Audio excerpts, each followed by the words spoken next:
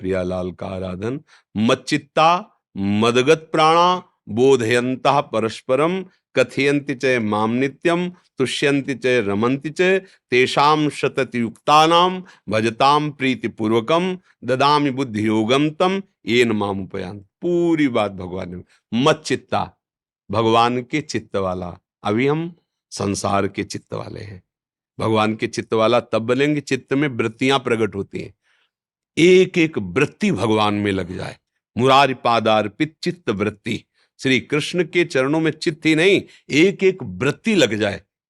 जैसे समुद्र समुद्र की तरंग, ऐसे चित्त और चित्त की वृत्तियां, एक एक वृत्ति कृष्णाकार भगवदाकार हो जाए। मत चित्ता मदगत प्राणा। जैसे हम अभी प्राणों का पोषण जल से, अन्न से, वायु से करते हैं, ये प्राणवायु है, और प्राणवायु को पुष्ट करने के लिए स्वास्थ्यवर्धक भोजन पाते हैं, जल पीते हैं। फिर उसका जो एकाग्र भक्ति है, जो अनन्य भक्त है, उसका पोषण होता है कि श्वास चल रही और नाम छूट जाए, भजन छूट जाए, तो उसको इतना कष्ट होगा जैसे प्राण छूट गए। वो मदगत प्राणा होता है। वो भगवत चर्चा, भगवत सेवा, भगवत नाम जप, भगवत चिंतन, इसके बिना जी नहीं सकता। जैसे हम अन्न जल वायु के बिना नहीं जी सकते, ऐसे जब अनन्य भक्ति आएगी तो भजन के बिना नहीं जी सकते। अन्न जल के बिना जी सकते हैं, पर भजन के बिना नहीं जी सकते। 7 दिन अन्न जल कुछ नहीं लिया था। परीक्षित जी भगवत चर्चा सुन रहे थे और कह रहे थे मुझे कोई कष्ट नहीं है। जिस प्यास ने ऋषि के गले में मरा हुआ सर्प डलवा दिया, अब वो हमें भूख प्यास नहीं लग रही, क्योंकि आपके श्री मुख से निकला हुआ भगवत लीला अमृत में पान कर रहा हूं।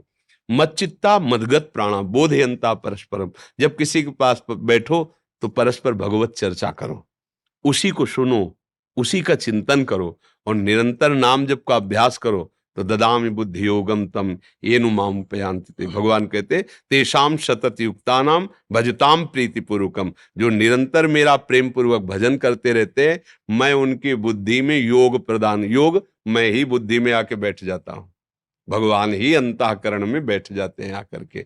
इससे बड़ी एकाग्रता और इससे बड़ी भक्ति का क्या स्वरूप होगा। खूब भजन करो, भजन ही सार है।